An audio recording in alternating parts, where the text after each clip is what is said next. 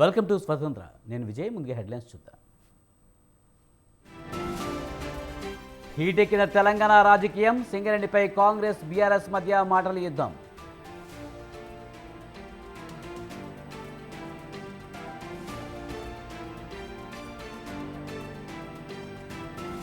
అమరావతి ప్రజల ఆశల ప్రతిరూపం. వాటిని వైసీపీ చిదిమేసిందన్న బాబు.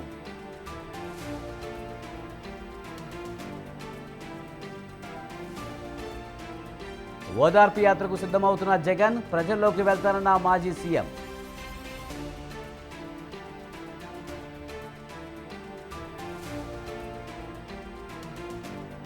పద్మనాభరెడ్డిగా ముద్రగడ పేరు మార్పు. అధికారిక గెజెట్ విడుదల చేసిన ఏపీ సర్కార్.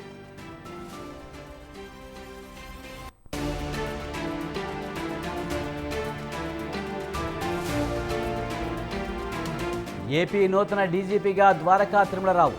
ఉత్తర్వులు జారీ చేసిన ప్రభుత్వం.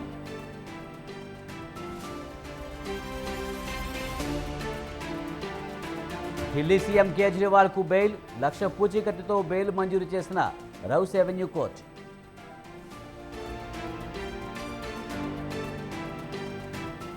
నీట్ ప్రశ్నాపత్రం లీకేజీతో లక్షలాది మందికి అన్యాయం జరిగిందన్న రాహుల్. బాధ్యులపై చర్యలు తప్పవన్న ధర్మేంద్ర ప్రధాన్.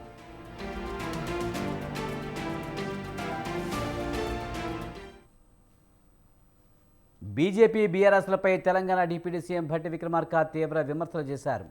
రాష్ట్రానికి నష్టం చేసేలా రెండు పార్టీలు మాట్లాడుతున్నాయని ఫైర్ అయ్యారు. సింగరేణికి 40 బొగ్గు గనులు ఉన్నాయన్నారు. రాష్ట్రానికి పెద్ద ఆదాయం ఇచ్చేది కూడా సింగరేణి అని చెప్పారు. అలాంటి సింగరేణికి బొగ్గు గనులు లేకుండా నేడు బీఆర్ఎస్ చేస్తుందని మండిపడ్డారు. దేశంలో గనులన్నీ వేలం వేసేలా 2015లో కేంద్రం చట్టానికి సవరణ చేస్తే దానికి బీఆర్ఎస్ కూడా మద్దతు తెలిపిందన్నారు. అలాంటిది ఈరోజు తెలంగాణ ప్రయోజనాల కోసం బీఆర్ఎస్ నేతలు మాట్లాడడం హాస్యాస్పదంగా ఉందన్నారు భట్టి. బిల్లు పాస్ అయ్యేటట్టు చేసి, ఆక్షన్ జరిగేటట్టుగా చేసి, సింగరేణికి బొగ్గుబాయిలు లేకుండా చేసి, ఇవాళ తగుదనమ్మా అని చెప్పి బీఆర్ఎస్ పార్టీ సంబంధించిన నాయకత్వం మాట్లాడుతూ ఉంది. సింగరేణికి సంబంధించిన బొగ్గుబాయిల్ని మేమే కాపాడాం 10 ఏళ్ళు. కాంగ్రెస్ వాళ్ళు వచ్చి ఏం కాపాడలేస్తుంది ప్రభుత్వం అని చెప్తున్నారు. యాక్ట్లో మీరు సపోర్ట్ చేసి రాకుండా చేస్తారు. పోనీ మీరు ఈ 10 ఏళ్ళు ఈ బిల్లు తీసుకొచ్చి ఆ బిల్లు ద్వారానైనా ఇక్కడ ఈ పరిసర ప్రాంతాల్లో ఆక్షన్ జరుగుతున్నప్పుడు ఆక్షన్లో పార్టిసిపేట్ చేసి ఆ బొగ్గు బాయిలు ఏమన్నా మనకి సింగరేణికి వచ్చేటట్టు చేశారా? అది లేదు. ఇది ఆధారాలతో సహా చెప్తున్న, డేట్స్తో సహా. నేను ఇక్కడ జరిగేటువంటి ఆక్షన్ సంబంధించి సింగరేణి కాలేజ్ సరే యాక్ట్ వచ్చింది, భారత పార్లమెంటు చట్టం తీసుకొచ్చింది, బొగ్గు బాయిల్లో ఆక్షన్ పెడతా ఉంది. మరి ఎవరైనా తెలియని వాడు ఆక్షన్ పెడతా ఉంటే, చట్టం ప్రకారం వాళ్ళు చేస్తూ ఉంటే, తప్పనిసరి పరిస్థితి ఉత్పన్నం అయితే ఎట్టి పరిస్థితుల్లో నువ్వు ఆ బొగ్గు బాయిలు పోకుండా నువ్వే పార్టిసిపేట్ చేసి నువ్వు తెచ్చి పెట్టుకుంటావు. ఎందుకంటే నీ పరిస్థితి బాగాలేదు కావు. ఆ రోజు సంపూర్ణంగా మద్దతు ఇచ్చి బిల్లు పాస్ అయ్యేటట్టు చేసి ఆక్షన్ జరిగేటట్టుగా. నీట్ పరీక్ష నిర్వహణలో విద్యార్థులకు అన్యాయం జరిగిందని తెలంగాణ మంత్రి శ్రీధర్ బాబు అన్నారు. బాధ్యులపై చర్యలు తీసుకోవాలని డిమాండ్ చేశారు. నీట్ దరఖాస్తుల స్వీకరణ గడువు పొడిగింపుపై ఎన్నో అనుమానాలు ఉన్నాయన్నారు. అలాగే ముందుగా అనుకున్న దానికంటే 10 రోజుల ముందే ఫలితాలు విడుదల చేయడంపై కూడా అనుమానాలు ఉన్నాయన్నారు. ఏకంగా 60 మందికి పై విద్యార్థులకు 1వ ర్యాంకు రావడం ఏంటని నిలదీశారు. నీట్లో అవకతవకలపై సిబిఐ విచారణ జరిపించి విద్యార్థులకు న్యాయం చేయాలని చెప్పారు. కొన్ని రాష్ట్రాల్లో పరీక్షల కంటే ముందే కొన్ని సంఘటనలు జరిగినాయని, ఆ జరిగిన సందర్భంలో విద్యార్థులు చెప్తా ఉన్న వాదనకు బలం చేకూరుస్తూ ఉంది. జూన్ 14న ఫలితాలు వెల్లడించాల్సిన అవసరం ఉండే, కానీ 10 రోజులు ముందుగానే సార్వత్రిక ఎన్నికల ఫలితాల రోజునే జూన్ 4వ తేదీ నాడు విడుదల చేయడం అనేది చాలా మందికి అనుమానాలు కలిగించినాయి. ఈరోజు నీట్ సంబంధించిన అవకతవకలపై ప్రజలను దృష్టిని మళ్లించడానికి మరి జూన్ 4వ తారీఖు నాడు ఫలితాలను ప్రకటించడం జరిగిందని వారికి ఉన్న అనుమానాలు వ్యక్తం చేపడుతున్న నేపథ్యంలో ఒకసారి ఆలోచన చేస్తే ఒక్కటే ర్యాంకు 63 మంది విద్యార్థులకు వచ్చింది. ఒకటే ర్యాంక్. ఈ విధంగా స్పష్టంగా కనబడతా ఉన్న తప్పిదాలపై మేము కేంద్ర ప్రభుత్వాన్ని డిమాండ్ చేస్తూ ఉన్నాం. వెంటనే దీనిపైన స్పందించి సిబిఐ ఎంక్వైరీ వేసి నిజాలను బయటికి తీసుకొచ్చే కార్యక్రమం చేసి ఈరోజు మెరిట్కు సంబంధించిన అంశం విషయంలో విద్యార్థులకు అన్యాయం జరగకూడదని, విద్యార్థులకు న్యాయం చేసే కార్యక్రమం చేయాలని మేము కేంద్ర ప్రభుత్వాన్ని డిమాండ్ చేస్తా ఉన్నాం. కొన్ని రాష్ట్రాల్లో డిప్యూటీ సీఎం భట్టి విక్రమార్కకు బీఆర్ఎస్ వర్కింగ్ ప్రెసిడెంట్ కౌంటర్ ఇచ్చారు. సింగరేణిని బొందపెట్టే ప్రయత్నం చేస్తున్నారని విమర్శించారు. కేంద్రం పెట్టిన కత్తికి కాంగ్రెస్ సానబెడుతుందని ఫైర్ అయ్యారు. కేసీఆర్ సింగరేణిని కాపాడారన్నారు. కేంద్రం తమ మెడ మీద కత్తి పెట్టినా బొగ్గు గనులు వేలం వేయకుండా చూశామన్నారు.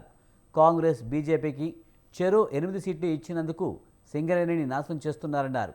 తెలంగాణకు బీఆర్ఎస్ఏ శ్రీరామ రక్ష అని కేటీఆర్ చెప్పారు. కాంగ్రెస్ ఆనాడు మీరు ఆలోచించండి, మళ్ళీ చెప్తా ఉన్నాను, 16 ఎంపీలతో ఏమవుతుంది అన్నారు. ఇలా 16 ఎంపీలతోని వైజాగ్ స్టీల్ ప్లాంట్ ప్రైవేటీకరణ ఆగింది.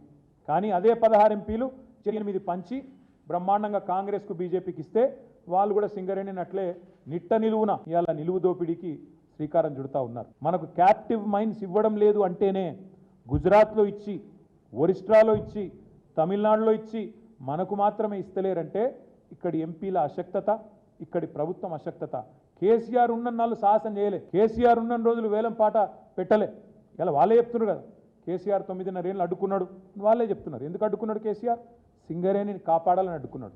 ఎందుకంటే కేసీఆర్కి తెలిసింది, ఏం తెలుసు, వైజాగ్ నెట్లనైతే ఇవాళ వీళ్ళు నష్టాల బాట పట్టించి చివరికి ప్రైవేటీకరణకు తెరలేపినరో సేమ్ సింగరేణికి పట్ల కూడా అదే కుట్ర వైఖరి ఉంటుంది అనే ఉద్దేశంతోనే కేసీఆర్ గారు సింగరేణిని కాపాడడానికే ఆ ఆక్షన్లో. ఉమ్మడి ఆంధ్రప్రదేశ్ విభజన తర్వాత రాజధాని లేని రాష్ట్రంగా ఏపీ మారిపోయింది. దీంతో ప్రజల భవిష్యత్తును దృష్టిలో పెట్టుకుని రాష్ట్రానికి అద్భుతమైన రాజధాని నగరాన్ని నిర్మించాలనే ఉద్దేశంతో 2014లో విజయవాడ, గుంటూరు నగరాలకు సమీపంలో అమరావతి పేరుతో రాజధాని నిర్మాణానికి అప్పటి సీఎం చంద్రబాబు శ్రీకారం చుట్టారు. తదనంతరం రాజకీయ పరిణామాలలో రాజధాని నిర్మాణం ఆగిపోయింది. మళ్లీ అధికారం చేపట్టిన టీడీపీ పోలవరం రాజధాని నిర్మాణంపై దృష్టి సారించింది. అందుకు అనుగుణంగానే సీఎం చంద్రబాబు పర్యటనలు చేపట్టారు.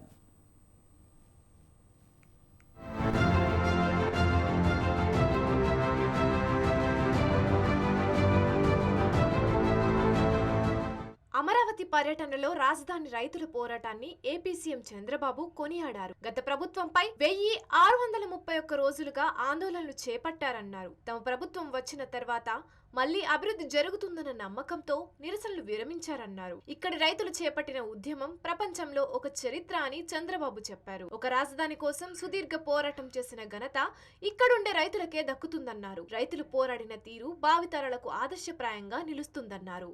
రాజకీయాలకు పనికిరాని వ్యక్తి, ముఖ్యమంత్రికి అర్హత లేని వ్యక్తి ఆ పదవి వస్తే ఏం చేస్తాడో 5 సంవత్సరాలు మనం చూశాం. ఈరోజు పోలవరం కానీ అమరావతి కానీ వ్యక్తిగత సంపద కాదు. ఏ ఒక్క వ్యక్తికో, ఏ ఒక్క వర్గానికో, ఏ ఒక్క ప్రాంతానికో పరిమితమైంది కాదు.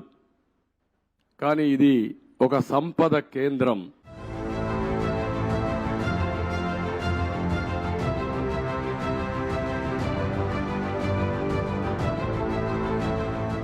అమరావతి అనగానే ప్రపంచం అంతా గుర్తించే పరిస్థితికి వచ్చారు. 5 కోట్ల మంది ప్రజలకు దిశ నిర్దేశించే రాజధానిగా, పిల్లల భవిష్యత్తును తీర్చిదిద్దే రాజధానిగా అమరావతిని తీర్చిదిద్దాలని అనుకున్నామన్నారు. కానీ అలాంటి రాజధానిని అతలాకుతలం చేశారని ఆవేదన వ్యక్తం చేశారు. పోలవరంను కూడా నాశనం చేశారని ఫైర్ అయ్యారు. అమరావతి, పోలవరం ఎవరి వ్యక్తిగత సంపద కాదన్నారు. ఏ ఒక్క ప్రాంతానికో పరిమితం కాదు. అమరావతి అనేది ఒక సంపదను సృష్టించే కేంద్రం అన్నారు. సంపదను సృష్టిస్తే అది సమాజానికి పనికొస్తుందన్నారు.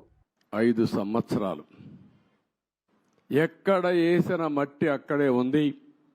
వీలైతే వీళ్ళు చేసిన పని విధ్వంసం చేశారు. ఇక్కడుండే పైపులు దొంగిలించకపోయారు, ఇసుక దొంగిలించకపోయారు, కడాన రోడ్లు వేస్తే మెటలు కూడా దోవకపోయారు. ఏ విధంగా అభివర్ణించాలో నాకైతే అర్థం కావడం లేదు. ఒక్క బిల్డింగ్ కూడా ముట్టుకోలేదు.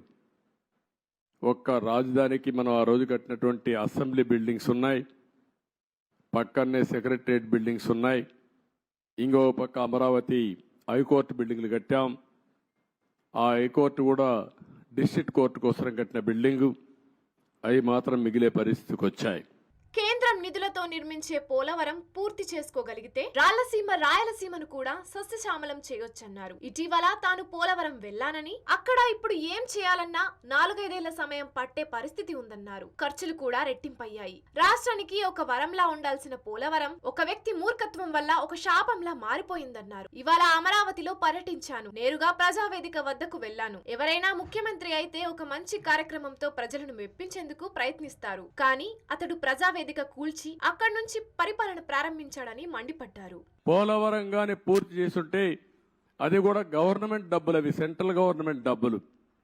దాన్ని పూర్తి చేస్తే మనం గాని కొంత నదుల అనుసంధానం చేసుకుంటే రాష్ట్రంలో ప్రతి ఒక్క ఎకరాకు నీళ్లు ఇవ్వగలిగితే రాయలసీమ రాళ్లసీమ కాదు రతనాల సీమగా తయారు చేసే అవకాశం వస్తుంది.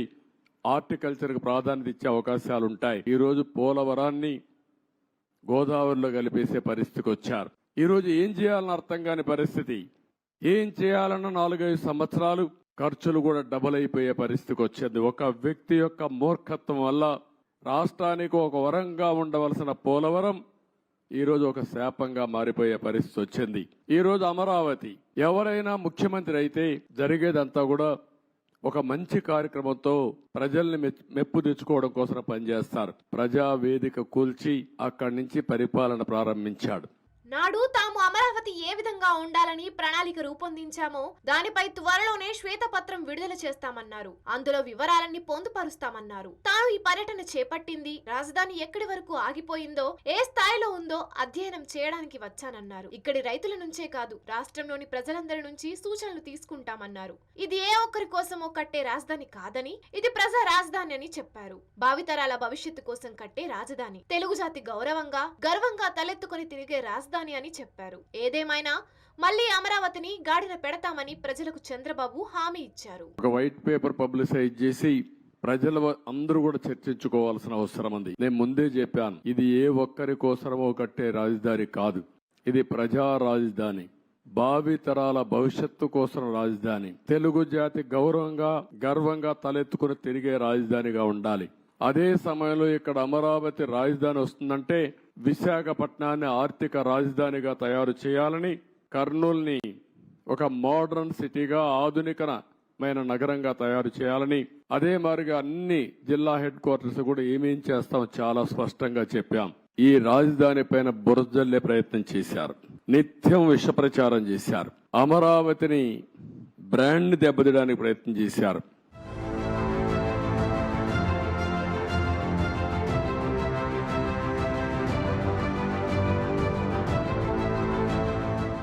అధికార వికేంద్రీకరణ, 3 రాజధానుల పేరుట వైసీపీ ప్రభుత్వం 5 ఏళ్ల పాటు కాలక్షేపం చేసింది. అమరావతిని మళ్లీ గాడిన పెడతామంటూ చంద్రబాబు చెబుతున్నారు. పోలవరం రాజధాని నిర్మాణంపై కూటమి ప్రభుత్వం భవిష్యత్తులో ఎలాంటి నిర్ణయాలు తీసుకోబోతుందో చూడాలి.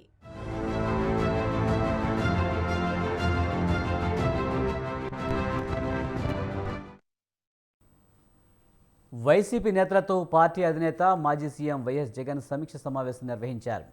సమావేశంలో కీలక వ్యాఖ్యలు చేశారు వైఎస్ జగన్. ఫలితాలు చూసిన తర్వాత శకున పాచికల కథ గుర్తుకు వచ్చిందన్నారు.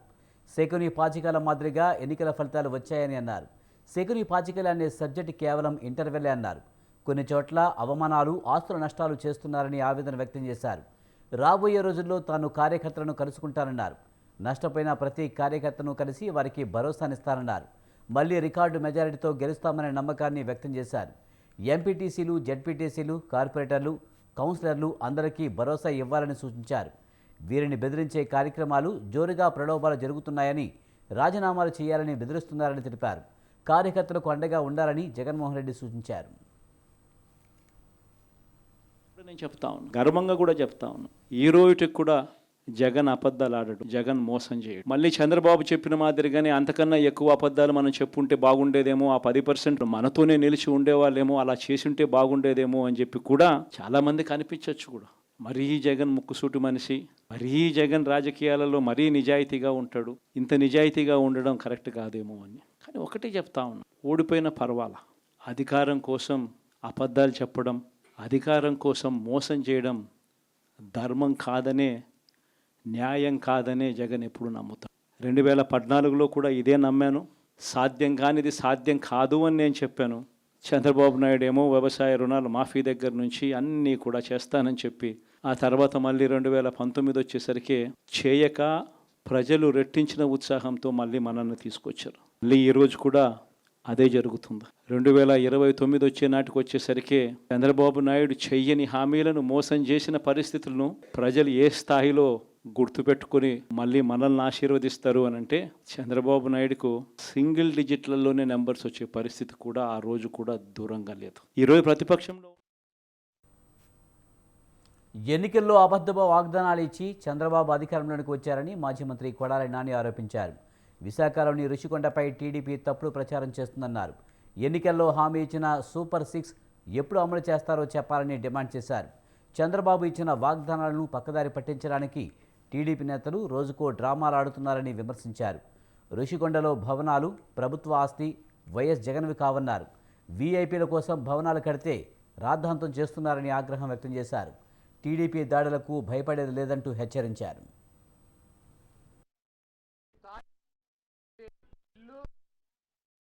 నడిపాడు ఆయన. ఋషికొండలో కట్టినటువంటి పర్యాటక కేంద్రంలో కట్టినటువంటి భవనాలనే ఈ సిగ్గు ఎగ్గు లేనటువంటి తెలుగుదేశం పార్టీ అది జగన్మోహన్ రెడ్డి గారి నివాసం అని చెప్పి చూపిస్తున్నారు 3 రోజుల నుంచి. వెళ్ళి జగన్మోహన్ రెడ్డి గారు అక్కడ నివాసం ఉన్నాడా? జగన్మోహన్ రెడ్డి గారు 2014 నుంచి 19 దాకా ప్రతిపక్ష నాయకుడిగా ఉన్నాడు.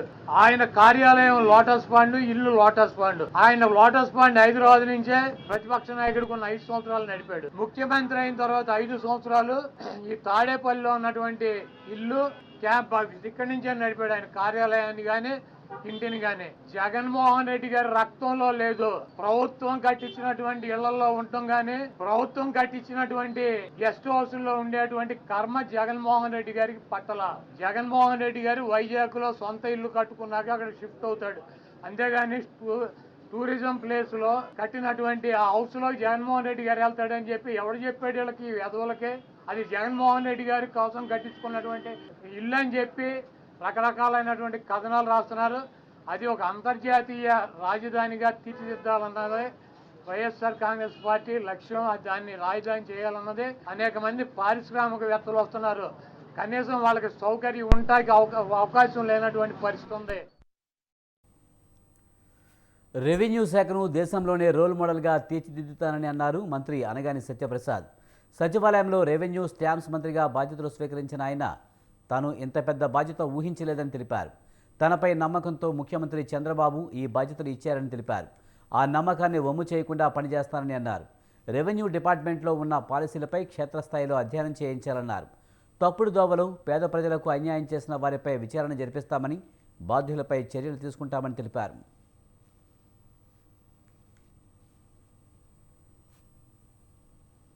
నారా చంద్రబాబు నాయుడు గారికి నా యొక్క ప్రత్యేకమైనటువంటి కృతజ్ఞతలు. అలాగే కుటుంబ సభ్యుడిలాగా అలాగే కొడుకులాగా భావించినటువంటి రేపల్లి నియోజకవర్గ ప్రజలకి అందరికీ కూడా నా శిరస్సు ఉంచి వారికి కూడా నమస్కారాలు తెలియజేసుకుంటా ఉన్నాను. ఈరోజు అతి ముఖ్యమైన శాఖ రెవెన్యూ, అలాగే స్టాంప్స్ అండ్ రిజిస్ట్రేషన్ శాఖ. అంత పెద్ద పోర్ట్ఫోలియో నేను ఎప్పుడు ఊహించలేదు కదా. ఒక నమ్మకంతో, ఒక బాధ్యతతో మా ముఖ్యమంత్రి గారు ఆ గుర్తింపునిచ్చారు. తప్పకుండా ఏదైతే ఒక సంస్కృతి ఉంది మన తెలుగు జాతికి, నేల తల్లిని అంటే నేలని తల్లిగా మనం భావిస్తూ ఉంటాం, భూమాత అంటాము. అలాంటి డిపార్ట్మెంట్ రావటం, ఎంతో మంది రైతులకి ప్రజలకి సేవ చేసే అవకాశం కలగటం నిజంగా చాలా ఆనందదాయకం. నాకు ఈ యొక్క ఏపీకి జీవనాడైన పోలవరంతో పాటు ఇతర ప్రాజెక్టులను ప్రాధాన్యతగా తీసుకుని పూర్తి చేస్తామని మంత్రి నిమ్మల రామానాయుడు తెలిపారు. సచివాలయంలోని 4వ బ్లాక్లో మంత్రిగా ఆయన బాధ్యతలు చేపట్టారు. కీలకమైన జలవనరుల శాఖ బాధ్యతలను అప్పగించిన సీఎం చంద్రబాబుతో పాటు డిప్యూటీ సీఎం పవన్ కళ్యాణ్, మంత్రి నారా లోకేష్కు ఆయన ధన్యవాదాలు తెలిపారు. గత ప్రభుత్వం వ్యవసాయం, రైతుల పట్ల నిర్లక్ష్యం వహించిందని, కాలువల్లో నీరు పారకుండా చేశారని మంత్రి ఆరోపించారు. సాగునీరు, వ్యవసాయ రంగాలను జగన్ ప్రభుత్వం నిర్వీర్యం చేసిందని, వాటిని గాడిలో పెట్టాల్సి ఉందన్నారు. గతంలో టీడీపీ ప్రభుత్వ హయాంలో సాగునీటికి 80,000 కోట్లు కేటాయింపులు చేశామని గుర్తు చేశారు. జలవనరుల శాఖ మంత్రిగా అత్యంత కీలకమైనటువంటి బాధ్యతలు అప్పజెప్పినటువంటి మన గౌరవ ముఖ్యమంత్రి నారా చంద్రబాబు నాయుడు గారికి, ఈ యొక్క పదవికి సహకరించినటువంటి మా ఉప ముఖ్యమంత్రి వర్యులు పవన్ కళ్యాణ్ గారికి, మా యొక్క శ్రేయోభిలాషి మా యొక్క నారా లోకేష్ బాబు గారికి ఈ పదవిని అందించడానికి సహకరించినటువంటి నా పాలకొల్లు నియోజకవర్గ 70,000 కుటుంబ సభ్యులకు అందరికీ కూడా ముందుగా పేరు పేరున కూడా హృదయపూర్వకమైనటువంటి పాదాభివందనాలు ముందుగా తెలియజేసుకుంటూ ఉన్నా. ఈరోజు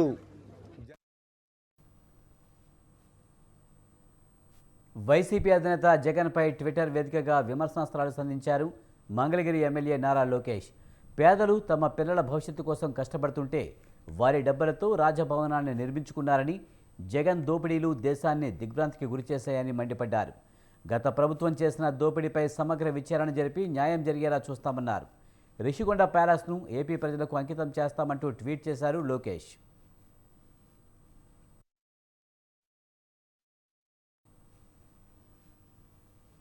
కాంగ్రెస్ ప్రభుత్వంపై బీఆర్ఎస్ నేత ఏనుగుల రాకేష్ రెడ్డి తీవ్ర విమర్శలు చేశారు. అన్నం పెట్టే వారికి సున్నం పెట్టడం కాంగ్రెస్ నైజంగా మారిందని విమర్శించారు. కాంగ్రెస్ కోసం యువత కొట్లాడి ప్రభుత్వాన్ని తీసుకువచ్చారని, 1 కోటి మంది యువత జీవితాలతో ప్రభుత్వం చెలగాటమాడుతుందని అన్నారు. ఎన్నికల కోడి పేరుతో కాలం వెల్లదీస్తున్నారని మండిపడ్డారు. 2 లక్షల ఉద్యోగాలకు జాబ్ క్యాలెండర్ ఇస్తామని కాంగ్రెస్ చెప్పిందని, జాబ్ క్యాలెండర్ ఎక్కడికి పోయిందో రేవంత్ రెడ్డి సమాధానం చెప్పాలని డిమాండ్ చేశారు. బండ వర్గాలు ఈరోజు రోడ్డెక్కి కొట్లాడుతున్నాయంటే మీ పాలన ఎట్లున్నదో ఒక్కసారి మీరు అర్థం చేసుకుంటే బాగుంటుందని చెప్పి ఈ సందర్భంగా నేను గుర్తు చేస్తున్నాను. ఇదే నిరుద్యోగ సమస్య మీద నేను ప్రతి వేదికలో ఎమ్మెల్సీ ఎన్నికల ప్రచారం సందర్భంగా నేను చెప్పాను. ఒక ప్రశ్నించే గొంతుగా ఈ నిరుద్యోగ యువత కోసం కొట్లాడుతా అని చెప్పిన చట్టసభల్లో పోయేటువంటి అవకాశం నాకు రాలే. కానీ జనసభలో, ప్రజాసభలో తప్పకుండా కొట్లాడుతాం. మిమ్మల్ని ప్రజాభవన్ నుండి ప్రజల మధ్యలకు గుంజుకొస్తామని చెప్పి హెచ్చరిస్తా ఉన్నాం. 100% చేస్తాం. అది మీరు గెలిచి ఎవరికి లాభం? ఈరోజు ప్రజలు చర్చించుకుంటున్నారు, నేను కాదు మాట్లాడేది. ప్రజలే చర్చించుకుంటున్నారు, నువ్వు గెలిచి ఎవరికి లాభం? కాబట్టి తప్పకుండా 2 లక్షల మంది నిరుద్యోగ యువతలో 1,36,000 మంది నిరుద్యోగ యువత మా కోటేషన్లో వాళ్లకు ప్రతినిధిగా తప్పకుండా ఈ నిరుద్యోగ సమస్య మీద మేము కొట్లాడతాం. మీరు సమాధానం చెప్పి తీరాల్సిందే. మీరు, మీ నాయకులు, మీ మంత్రులు అందరూ కూడా తప్పకుండా మీరు సమాధానం చెప్పాల్సి వస్తుంది. కాబట్టి త్వరగా మేల్కుంటే బాగుంటుంది. ఎందుకంటే గ్రూప్ 2 కానీ గ్రూప్ 3 కానీ కొన్ని ఆగస్టులో ఉన్నాయి, కొన్ని అక్టోబర్, నవంబర్లో దీనికి సంబంధించినటువంటి ఎగ్జామినేషన్స్ ఉన్నాయి. డిఎస్సి ఆల్రెడీ వారి చివరి తేదీ వారు అప్లై చేసుకోవడానికి ఇవన్నీ కూడా డేట్స్ డిసైడ్ అవుతున్నాయి. కాబట్టి మేము డిమాండ్ చేసినటువంటి అంశాలను వెంటనే పరిశీలనలోకి తీసుకోవాలి. ఆ డిమాండ్లను నెరవేర్చే దిశగా కాంగ్రెస్ పార్టీ ప్రభుత్వం మాట మార్చను మడమ తిప్పను అన్న నానుడిని ఫాలో అయిన కాపు ఉద్యమ నేత రెడ్డిగా మారారు. చేసిన శపథాన్ని నిలుపుకున్న ముద్రగడ తన పేరు చివరలో రెడ్డిని తగిలించుకున్నారు. దీంతో ఇప్పుడు ఆయన పేరు అధికారికంగా ముద్రగడ పద్మనాభరెడ్డిగా మారిపోయింది. ఇదే పేరును గుర్తిస్తూ గెజెట్ కూడా విడుదల చేసింది ఏపీ సర్కార్.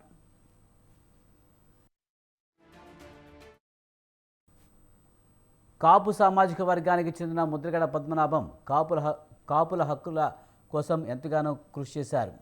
ఉద్యమ పోరాటాలు సాగించారు. అలాంటి కాపు నేత రాజకీయాల కారణంగా పేరు చివర రెడ్డిని తగిలించుకున్నారు. జనసేన అధినేత పవన్ కళ్యాణ్ గెలుపొందడమే ఇందుకు కారణం. ఇటీవల జరిగిన అసెంబ్లీ ఎన్నికలు రాజకీయ కురుక్షేత్రాన్ని తలపించింది. అధికార పార్టీ వైసీపీ, విపక్ష కూటమి టీడీపీ, జనసేన, బీజేపీల మధ్య హోరాహోరీ పోరు సాగింది. అయితే ఎన్నికల పోరులో పిఠాపురం నుంచి బరిలోకి దిగిన పవన్ కళ్యాణ్ గెలిస్తే తన పేరు మార్చుకుంటారని సవాల్ విసిరారు. తను ఊహించింది రివర్స్ అయింది. అంచనాలకు మించి పవన్ కళ్యాణ్ భారీ మెజారిటీతో గెలుపొందారు. వైసీపీ అభ్యర్థిగా బరిలోకి దిగిన వంగా గీతను చిత్తుగా ఓడించారు.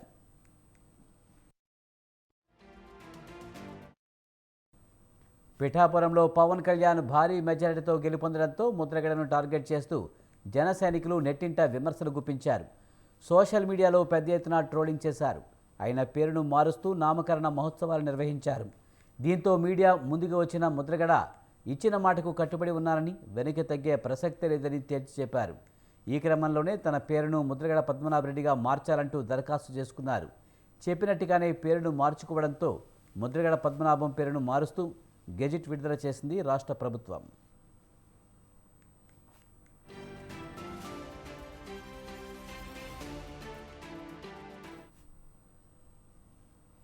ఏపీ నూతన డీజీపీగా ద్వారకా తిరుమలరావు నియమితులయ్యారు. ప్రస్తుతం ఏపీఎస్ఆర్టీసీ ఎండీగా ఉన్న ఆయన్ను కోఆర్డినేషన్ విభాగం డీజీపీగా నియమించి పోలీసు దళాల అధిపతిగా రాష్ట్ర ప్రభుత్వం పూర్తి అదనపు బాధ్యతలు అప్పగించింది. ఈ మేరకు ప్రభుత్వ ప్రధాన కార్యదర్శి నీరబ్ కుమార్ ప్రసాద్ రాత్రి ఉత్తర్వులు జారీ చేశారు. 1989 బ్యాచ్ ఐపీఎస్ అధికారైన ద్వారకా తిరుమలరావు ప్రస్తుతం ఏపీ కేడర్ ఐపీఎస్ అధికారుల సీనియారిటీ జాబితాలో అగ్రస్థానంలో ఉన్నారు.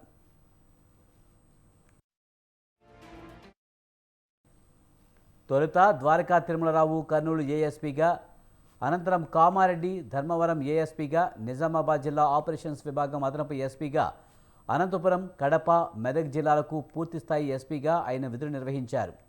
అనంతపురం హైదరాబాద్ రేంజ్లతో పాటు ఎస్ఐబిలో డీఐజీగా బాధ్యతలు చేపట్టారు.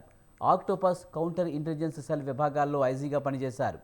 ఉమ్మడి రాష్ట్రంలో సైబరాబాద్ పోలీస్ కమిషనర్గా, రాష్ట్ర విభజన తర్వాత విజయవాడ నగర పోలీస్ కమిషనర్గా బాధ్యతలు నిర్వర్తించారు. 2021 జూన్ నుంచి ఆర్టీసీ ఎండీగా ఉన్నారు.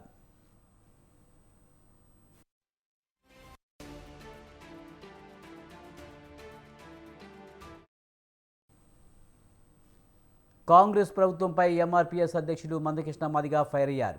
పార్లమెంట్ ఎన్నికల్లో మాదిగలకు ఒక్క సీటు కూడా ఇవ్వకుండా కాంగ్రెస్ మోసం చేసిందని విమర్శించారు. మాదిగలకు చేసిన మోసానికి ఖచ్చితంగా రేవంత్ రెడ్డికి బుద్ధి చెబుతామన్నారు. కాంగ్రెస్ పార్టీ పద్ధతి మార్చుకోవాలని, లేదంటే సీఎంగా రేవంత్ రెడ్డి ఉండరని హెచ్చరించారు. రాష్ట్రంలో కాంగ్రెస్ ప్రభుత్వమే ఉందని, అయినప్పటికీ ఎన్నికల్లో ఆ పార్టీ మెజారిటీ సీట్లు ఎందుకు గెలవలేదో ఆలోచించుకోవాలని తెలిపారు.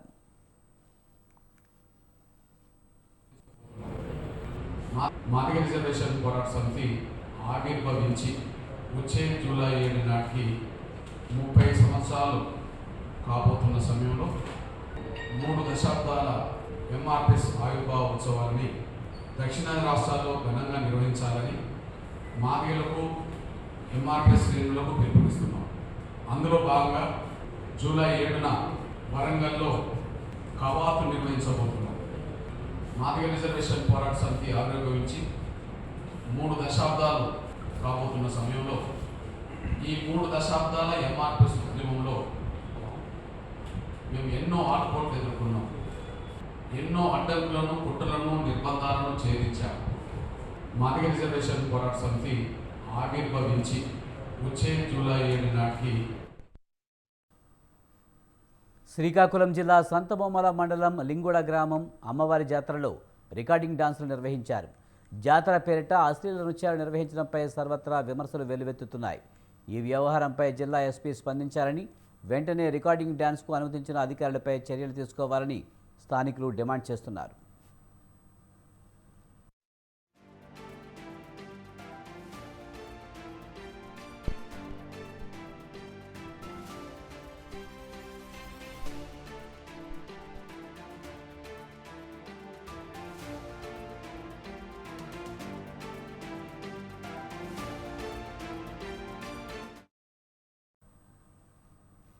ప్రధాని మోదీపై కాంగ్రెస్ అగ్రనేత రాహుల్ గాంధీ తీవ్ర విమర్శలు చేశారు. నీట్ పేపర్ లీక్స్ను అడ్డుకోవడంలో ప్రధాని ఫెయిల్ అయ్యారని విమర్శించారు. లక్షల మంది విద్యార్థుల భవిష్యత్తు ప్రశ్నార్థకంగా మారిందన్నారు. అన్ని వ్యవస్థలను బీజేపీ గుప్పెట్లో పెట్టుకుందని, దేశంలో విద్యా వ్యవస్థలను సర్వనాశనం చేస్తున్నారంటూ మండిపడ్డారు. నీట్ క్వశ్చన్ పేపర్ లీక్స్కు ఎవరు బాధ్యత వహిస్తారని ప్రశ్నించారు. సుప్రీంకోర్టు విద్యార్థులకు న్యాయం చేస్తుందన్న నమ్మకం ఉందని రాహుల్ అన్నారు. मैनिफेस्टो में हमने साफ कहा कि पेपर लीक होने के बाद कार्रवाई करना एक बात है, बहुत जरूरी है और स्ट्रिक्ट से स्ट्रिक्ट कार्रवाई होनी चाहिए, मगर हमने ये भी कहा था कि पेपर लीक होने से पहले जो सिस्टम्स हैं, जो यूनिवर्सिटी के एग्जाम्स के रूल्स हैं, सिस्टम्स हैं, इनको फिर से असेस करना पड़ेगा, इनको स्टडी कर रीडिजाइन करना पड़ेगा. शिक्षा का सिस्टम है, उसको एक संगठन ने कैप्चर कर रखा है. अपने लोगों को हर पोस्ट पे यही डालते हैं. वाइस चांसलर्स की लिस्ट निकाल लीजिए, पता लग जाएगा. तो इसको रिवर्स करना होगा. दूसरी बात, मैनिफेस्टो में हमने साफ कहा कि